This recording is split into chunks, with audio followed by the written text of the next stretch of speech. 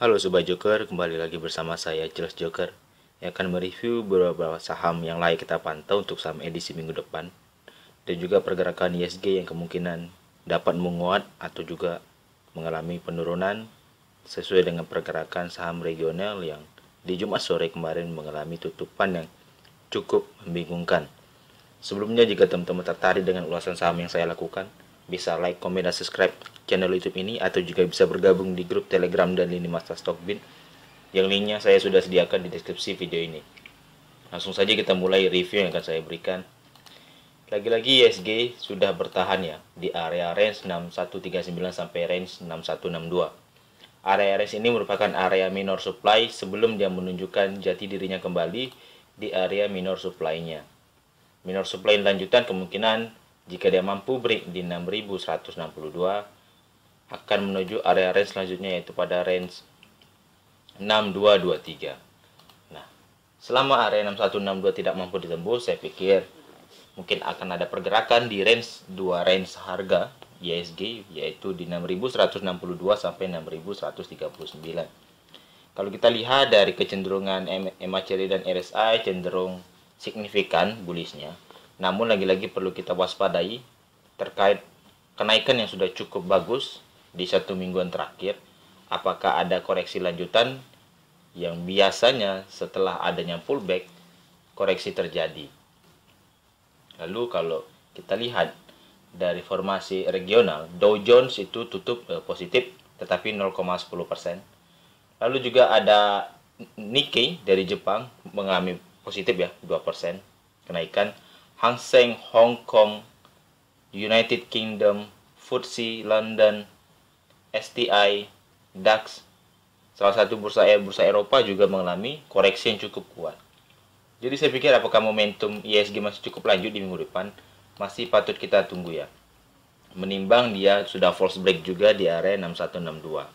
Jadi saya pikir layak kita pantau dulu bagaimana indeks merespon market regional yang terkoreksi merah, walaupun dari Dow Jones sendiri itu di posisi hijau kemarin. Baik, saham pertama yang akan kita lihat untuk saham edisi adalah WH. WH di sini sudah cukup menarik menurut saya. Mengapa cukup menarik? Secara target entry dan target yang sudah kita lihat ada range 236 di sana. Area 236 sudah di retest pada tanggal 20 September itu close dengan cukup bagus ya, dan pas posisinya mengalami pullback di area tersebut. Jadi teman-teman bisa memperhatikan area 236 untuk koreksinya. Lalu juga teman-teman bisa memperhatikan area 224 dan area range kuning ini di 22 sampai 220 untuk range buy-nya di saham WH minggu depan. Kemungkinan akan ada koreksi, memang koreksi sehat dulu untuk saham WH. Dan kalau kita lihat dari MACD dan RSI cenderung memang mengindikasikan ingin distribusi. Jadi saya pikir momentumnya sangat pas untuk WH melakukan distribusinya. Jadi bagi teman-teman yang tertarik untuk trading di saham WH bisa mempertimbangkan untuk buy on weakness pada range 236 atau pada range harga 222 sampai 220. Selanjutnya ada BKSW, salah satu saham perbankan bank mini ya yang layak kita pantau. Kenapa? Kemungkinan besar dia akan menyentuh area kalau kita turunkan kembali, kemungkinan besar akan menyentuh area 198 atau di bawah 200. Karena sudah dari tes satu kali yang sudah terjadi di saham Bank QNB ini, dia retest pada tanggal 10 Juli. 10 Juni dia mengalami pullback yang cukup signifikan dari koreksinya yang sudah cukup dalam. Dan saya pikir hal ini sama juga terjadi ketika di Bank QNB ini. Dia naik, kemudian turun, retest, dia naik, kemudian akan retest kembali. Nah, saya pikir bisa teman-teman perhatikan area 198, 196 untuk trading di saham QNB ini. Menimbang posisinya masih cukup bagus untuk kita tradingkan ya. Tetapi jika kita teman-teman lihat kembali, jika dia break di bawah 190 atau di bawah 195, teman-teman bisa menghindari dulu. Karena kemungkinan besar dia akan patah tren dan kemungkinan besar dia akan membentuk pola lower low dulu. Dengan menghindari posisinya, saya pikir teman-teman bisa mengingat dulu apakah area 198 cukup bagus untuk kita pakai sebagai area entry ketika menimbang posisi Bank QNB ini akan pullback. Dari MACD dan RSI juga cenderung masih ingin distribusi. Saya pikir memang cukup kuat kita pantau area 198 sebagai area pullback-nya nanti. Selanjutnya ada saham bola. Bola salah satu saham yang sudah di layak tradingkan dan juga dilihat terkait posisinya sudah cukup bagus menurut saya. Mengapa cukup bagus? Kalau kita tarik secara Fibonacci, nah dia tepat mantul di area 620 dengan low-nya yang sama di range 620 juga. Bagi teman-teman yang tertarik untuk saham Bali Bintang Sejahtera atau bola, bisa memperhatikan area 620 ini. Tetapi jika area 620 jebol dan close di bawah, teman-teman bisa memperhatikan area 470-nya sebagai 0786 secara Fibonacci. Dan mengingat juga di sini ada banyak gap ya, banyak gap Bali Bintang ini banyak membuat gap. Bagi teman-teman memang yang tertarik untuk saham bola, bisa memperhatikan area gapnya dulu, mempertimbangkan untuk tradingnya atau untuk fast trade bisa juga. Selama dia mampu bertahan di area 620, saya pikir sangat menarik ya untuk saham bola. Kalau kita lihat dari MACD dan RSI sudah cenderung distribusinya sudah mengalami pelemahan dan secara tren harga sudah memulai ingin bullish kembali. Jadi saya pikir perlu konfirmasi di hari Senin atau minggu depan terhadap saham bola. Selanjutnya ada saham Tefas. Tefas juga sangat menarik ya, karena kita sudah fast trade kemarin di posisinya, kita fast trade dan hampir menyentuh area entry di 4630 sampai 4510. Bagi teman-teman yang tertarik untuk saham Telefas, bisa mempertimbangkan area 4630 sampai 4510 untuk lakukan buy on weakness. Atau menunggu breakout dari minor supply-nya di 5350 sampai 5270. Karena hari ini ditutup ya, ditutup di bawah minor supply dan dia tidak mampu bertahan melewati minor supply itu sendiri. Karena di sini ada retest beberapa kali dan dijadikan sebagai area demand dan ketika dia break dijadikan sebagai area supply. Kalau kita lihat dari MACD dan RSI cenderung masih bagus, sama seperti bola tadi, akumulasinya sudah mengalami signifikan dengan dampak distribusinya mengalami pelemahan. Jadi saya pikir momentum untuk Telefas masih kita pantau dulu bagaimana potensinya. Selanjutnya ada saham SRSN. Salah satu saham gocap ya yang teman-teman bisa pantau. Kemarin dia mampu dilakukan akumulasi cukup besar, namun teman-teman bisa memperhatikan sesuai dengan rumus yang kita pakai untuk trading di saham gocap itu ada 52, 55 dan 52. Nah, bagi teman-teman yang tertarik untuk saham SRSN ini bisa entry di area 55 atau 52 untuk menunggu buy on weakness-nya. Kalau kita lihat dari akumulasi terus mengalami peningkatan ya. Jadi saya pikir apakah momentumnya sudah cukup bagus untuk melakukan akumulasi di saham SRN menimbang posisi di saham-saham gocap kemarin mengalami fluktuasi signifikan. Selanjutnya ada SAMF. SAMF salah satu saham pupuk ya.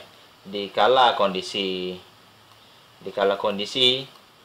yang sudah terjadi, CPO sudah mengalami peningkatan, SAMF layak kita pantau ya. Dan posisinya cukup bagus di sini. Dia ada open gap di 1750 sampai 1720 untuk supply gapnya. Lalu kalau kita lihat secara target buy on weakness saya itu pada range 695 sampai 675. Namun secara trading plan bisa entry di 770, stop lossnya di 685 dan taking profit bisa di 1110. Nah, saya sudah mengecek posisi bandarmologinya bahwa supir lamanya yang terdahulu itu ada dua, ada PD dan YP, dan posisi sekarang mereka masih berada di atas. Dalam jangka waktu 1 tahunan yang melakukan akumulasi masih net buy-nya cukup besar, yaitu adalah YP di posisi 1197. Tetapi pada 1 minggu terakhir yang melakukan akumulasi yaitu adalah KK. Jadi saya pikir mengapa saya membuat trading plan di 770 menimbang posisi entry supir dalam 1 minggu yang terdekat itu adalah KK. Tapi bagi teman-teman yang tertarik untuk buy on weakness bisa saja memperhatikan 695 sampai 675 nanti. Kalau kita lihat dari MACD dan RSI memang cenderung masih lagging atau sideways, masih membingungkan apakah akumulasinya sudah cukup bagus atau tidak. Tetapi menimbang posisi harga CPO nantinya terus berfluktuasi naik, saya pikir saham pupuk nanti akan merespon lanjut ya. Karena peningkatan produksi untuk kelapa sawit itu tinggi, dikarenakan kontribusi pupuk juga yang bagus dan jumlahnya besar. Selain ada SPMF, ada pupuk lain itu adalah NPGF. NPGF posisinya sangat menarik, dia sudah sideways. Bagi teman-teman yang tertarik untuk saham NPGF, ketika dia sudah patah tren, teman-teman bisa mempertimbangkan area entry-nya yaitu pada range, kalau kita tarik itu pada range 120 sampai 117. Nah, bagi teman-teman yang tertarik untuk saham NPGF bisa memperhatikan area tersebut untuk entry. Jika dia mampu di posisi 120 atau 117, teman-teman bisa melakukan akumulasi secara bertahap. Dari MACD dan RSI juga cenderung masih lagging sama dengan SIMF, masih merespon dan menunggu bagaimana potensi CPO selanjutnya. Selanjutnya ada saham Pras. Pras di sini saya pikir sudah sangat menarik posisinya. Dia sudah membentuk pola swing low dan kemarin sudah break juga pola symmetrical triangle-nya. Nah, posisi symmetrical triangle-nya kemarin itu memang ada false break ya. Jadi bagi teman-teman yang tertarik untuk saham Pras bisa memperhatikan area 238 sampai 236 atau bisa menunggu di buy on weakness-nya sesuai dengan trendline support berkisar pada harga 228. Lalu kalau kita lihat secara time frame daily, melihat dari MACD dan RSI-nya sudah cenderung distribusi sudah mengalami pelemahan. Jadi saya pikir layak menarik untuk saham Pras, teman-teman bisa pantau. Selanjutnya ada saham BBSI. Bagi teman-teman yang tertarik untuk saham non liquid, saya menyarankan bisa ke BBSI. Mengapa BBSI? Kemungkinan besar dia akan koreksi ya. Mengingat dari akumulasinya sudah mengalami pelemahan dan dari tren harga sudah cukup berkurang ya. Saya pikir dia akan membentuk pola double bottom dengan pertimbangan entry di range 5075 sampai 4850. Tetapi jika dia tidak mampu sampai di posisi 5000 ini untuk area kita entry, saya pikir hindari dulu lah untuk saham BBSI. Selanjutnya ada saham HIS, salah satu saham perkapalan yang teman-teman bisa pantau ya. HIS di sini sudah posisi break secara downtrend kecil dan membentuk candle doji. Bagi teman-teman yang tertarik untuk saham HIS bisa memperhatikan nanti area range buy-nya di 256 atau menunggu dia breakout di atas 266. Kalau kita lihat dari MACD dan RSI juga cenderung belum tergambar karena ini baru IPO, tetapi teman-teman bisa memperhatikan untuk area tradingnya di area 266 sampai 256. Jika volumenya cukup bagus dan mampu break dengan kuat di atas 226, saya pikir pullback-nya untuk melampaui area low kemarin, saya pikir sudah terlewatkan ya. Dan itu sebagai bisa pertanda menjadi break bullish-nya untuk saham HIS itu sendiri. Selanjutnya ada saham BBYB. Salah satu saham perbankan aku laku ini, teman-teman bisa perhatikan pada range harga 1430 sampai 1400. Jika area ini mampu bertahan dan bisa kita ambil posisi, masih sangat bagus ya. Jadi kalau kita ingat di sini ada low-nya 1460, lalu kita ambil range kecil sekali di sini. Di 1420-nya sudah cukup bagus untuk kita area entry, atau di 1420 itu sendiri sangat-sangat bagus. Kenapa? Karena sudah di retest satu kali di sini pada tanggal 6 September. Di retest menjadi supply dan di retest menjadi supply, di retest kembali menjadi area demand. Nah, posisi supply and demand itu sudah terisi, saya pikir area ini sudah sangat bagus ya. Jadi bagi teman-teman yang tertarik untuk saham Bank Neocommerce BBYB bisa memperhatikan area trading di 1420 sampai 1395. Tapi sesuai dengan area buy kita kemarin di 1330 untuk pembelian pertama dan sudah taking profit, bisa juga menunggu di area entry kita awal yaitu di 1330. Menimbang juga ada posisi demand gap yang belum ditutup Saya pikir masih ada potensi untuk saham BBIB menuju ke sana. Selanjutnya ada Zirex. Nah, Zirex ini sangat menarik juga. Kalau teman-teman bisa perhatikan, satu saham laptop ya, yang kemarin mencuat tiba-tiba, dan sekarang posisinya hampir sama dengan posisi saham BKSW. Teman-teman bisa memperhatikan area range buy-nya jika dia mampu mantul di range harga 580. Tapi teman-teman bisa menghindari nantinya jika dia mampu melewati area range 565 ke bawah. Nah, ketika dia mampu menembus area trendline ini dan tutup di posisi bawah dari posisi trendline itu sendiri, teman-teman bisa menghindari. Mengapa? Karena posisi uptrendnya sudah patah. Jadi permulaan untuk downtrendnya sudah dimulai di saham Zirex ini. Selanjutnya ada saham BABP. BABP sesuai dengan harapan kita, dia mampu tutup di bawah 300. Sejarah baru terjadi di mana posisi saham emiten yang melakukan right issue harga normal di market merespon posisinya berada di bawah harga tebus. Baru kali ini saya mengikuti market saham dan terjadi di BABP. Dan sesuai dengan range kita untuk area entry itu pada range 280 sampai 264. Bagi teman-teman yang memiliki saham BABP atau belum memiliki saham BABP bisa memperhatikan area ini. Ketika dia tidak mampu bertahan di area tersebut dan breakdown di bawah 264, saya pikir tinggalkan dulu saham BABP ini. Tetapi jika dia mampu bertahan di area range ini dan juga mampu membuat base seperti yang sudah terjadi pada awal Juni dan Juli, itu cukup bagus untuk saham BABP. Tetapi jika dia break jika dia break di bawah 264, hindari dulu untuk trading di saham MNC ini.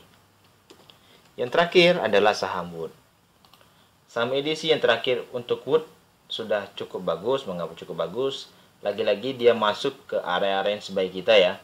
Area range buy di 730 sampai di 725. Bagi teman-teman yang tertarik untuk saham Integra Indo Cabinet Wood ini, bisa memperhatikan area 725. Selama dia bertahan masih cukup bagus ya. Tapi jika dia mampu break di bawah low-nya terakhir yaitu di 700, nah teman-teman bisa menghindari saham Wood. Nah, kemungkinan besar dia akan berpotensi membentuk higher low baru ya. Dia akan membentuk potensi lower low baru jika dia mampu melewati area 700. Kalau kita lihat dari MACD dan RSI cenderung ingin bullish dengan pertanda golden cross akan dilakukan di MACD secara tren akumulasi. Jadi saya pikir kita pantau selama range 735 sampai 725 ini masih bertahan dengan posisi yang bagus juga. Sekian dulu dengan ulasan saham yang saya lakukan untuk saham edisi minggu depan. Jika teman-teman tertarik dengan ulasan saham ini, bisa like, komen, dan subscribe channel YouTube ini, atau juga bisa bergabung di grup Telegram dan lini masa Stockbit yang linknya saya sudah sediakan di deskripsi video ini. Semoga cuan bersama hadir kembali kepada Sobat Joker. Terima kasih.